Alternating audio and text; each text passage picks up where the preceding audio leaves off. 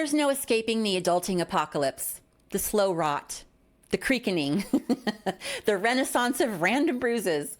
It's aging, my friends, aging. And if you're not here yet, you will be. Every generation thinks that they'll be the exception. It's okay. It's fine. We all did. So did our parents. So did our grandparents. Now I have a special heating pad and heated debates about which one's best because I guess this is my personality now. I named mine Sir Toast a lot. Don't judge me. You've got a therapist and a drawer full of vitamins that you keep forgetting to take. You read newsletters. You track your macros. You know the difference between burnout and boundaries because some YouTube menopausal internet auntie with a deep love of sarcasm and string cheese told you so. Me. It was me. You think that all that prep work and kale bought you time. It didn't. It just made you aware of what's coming, which honestly might be worse. Because here's what's coming, whether you're ready or not. You're going to repeat yourself in conversations and no one's going to notice because they weren't listening to you the first time. And then you're going to doubt that you ever said anything at all. You'll notice that your face still looks good for your age until you open that front-facing camera by accident and it hits you like a jump scare. I thought I was looking pretty good, and then one day I realized that my camera had a default filter on. It was like a personal betrayal from my Android. True story. One day without warning, your body will betray you. You'll forget why you walked into a room. Your hip will sound like a rusty folding chair being dragged across a church floor during a silent prayer. You'll pull a muscle getting out of your car because it was Tuesday, Mercury was in renegade, and apparently deep inhales are now a luxury. For some reason, you'll still think that you're the problem, not the years that you spent white-knuckling your way through life like that was just normal. Just you, with your rogue hip and your intestines of betrayal. That's the real trick of aging. It doesn't announce itself. It shows up in your knees, your mailbox, and your sudden inability to eat dairy and raw vegetables. It just takes your cartilage and runs. It did leave me a note though that said try yoga, so that was nice. I want you to see this clearly. This isn't decay, it's a reveal. Your job never loved you, the system was never fair, the body was never permanent, and having it all was just a lie to keep us buying bullshit and blaming ourselves. It's not a midlife crisis, it's a midlife clarifying conversation. The guest list is everyone, even the ones who say age is just a number and attitude is everything. Sure, Chad, manifest yourself a new meniscus. But aging doesn't just mess with your body. It chips away at things that you thought were solid, things that you didn't even realize were a part of you until they started disappearing. We're going to get to that, so stay with me. Now, one day you might wake up and your clothes won't fit, and you will accuse your dryer for shrinking them. However, it did not. No, ask me how I know. You'll start sweating at 2 a.m. for no reason. Your once thick hair will start doing a slow fade like it's backing out because it found a better scalp. Mine didn't even say goodbye. It just left. Cue the Sarah McLachlan music montage. Your brain will pause mid-sentence like it's buffering. Your knees will click like they're talking to you in Morse code, and one sneeze can ruin your entire day. If you know, you know. Your muscles will ghost you when you actually need them, but show up loud and proud for no reason at all.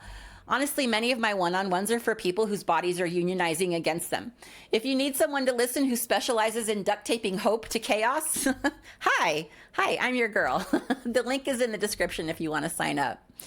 Your friends now measure time by how long it takes to find their keys and the consequences of their last night out. Your calendar is going to be full of appointments that end in ologist, and you'll spend 20 minutes looking for your glasses while they're on your head. Twice. And every single time you still blame the dog like it's a criminal mastermind.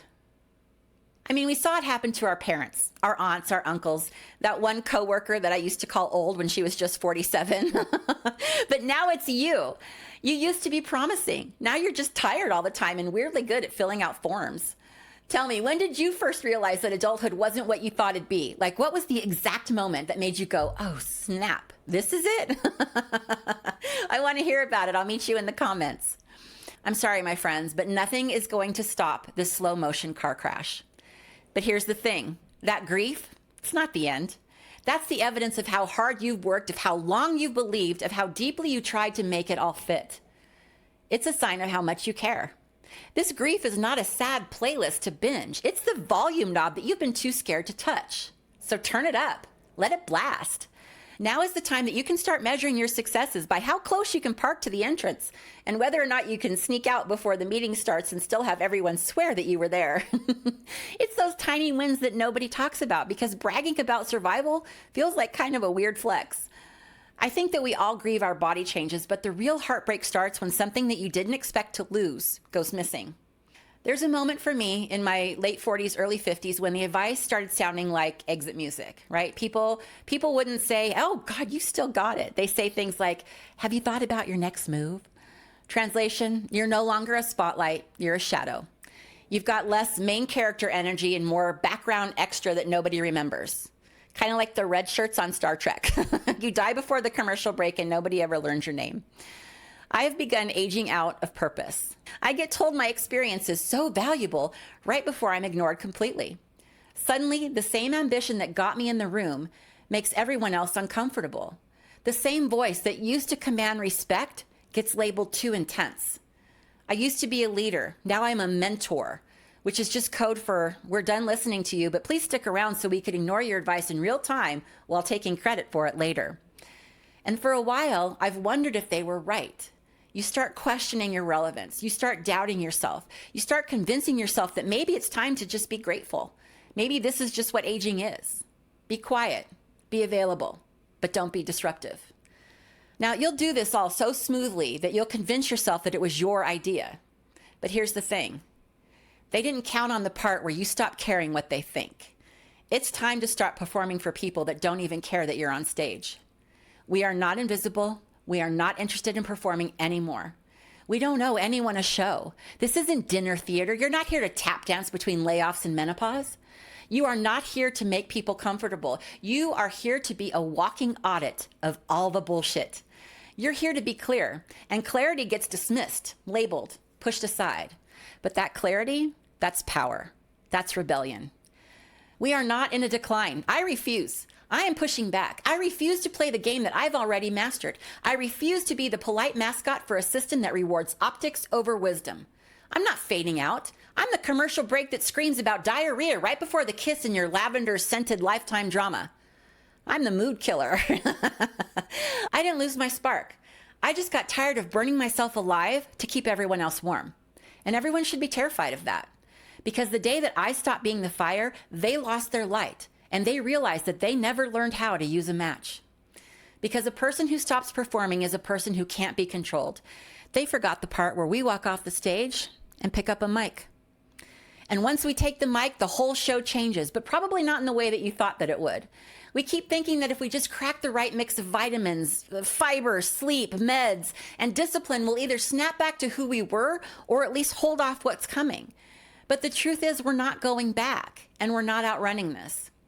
The life that you're afraid of, you're already living it. And that's not failure, that's reality. It's the big reveal.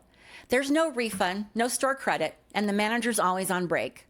You'll look around and realize that this isn't the intermission. This is the show, people. And no one's coming to rewrite it. Not a career coach, not a skincare routine, not the latest 10-step plan to reclaim your morning, your purpose, and your thighs. And for a minute, that feels like a loss. It feels like grief.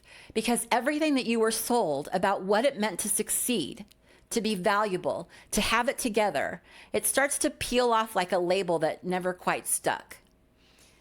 But that peeling is the whole point. All of it. That is your permission slip. You don't have to fix it or journal about it or hashtag heal your way through it. You can sit in silence and eat string cheese with your heating pad on high and a Band-Aid on your dignity. You just have to tell the truth. That you're still here, that you're older, wiser, maybe a little puffier in places, but like a croissant, not a biscuit. But you're also clearer, sharper, and indefinitely more done with pretending. You'll be here one day, maybe sooner than you think. It sneaks up on you, one unsolicited AARP email at a time. And when you are, I hope that you remember that this isn't a crisis. This is just the part where you finally stop trying to get back to who you were. Because once you stop performing the version of adulthood that was handed to you, there's this brutal yet beautiful moment of, now what? And most people avoid that moment like it's radioactive lava. But if you can stand still in it, even for a second, something shifts. Not the answers, not the fear, but the lie that said you were supposed to know what the hell you were doing by now. That's the crack. And what comes through it next? You won't see it coming, but you'll feel it here.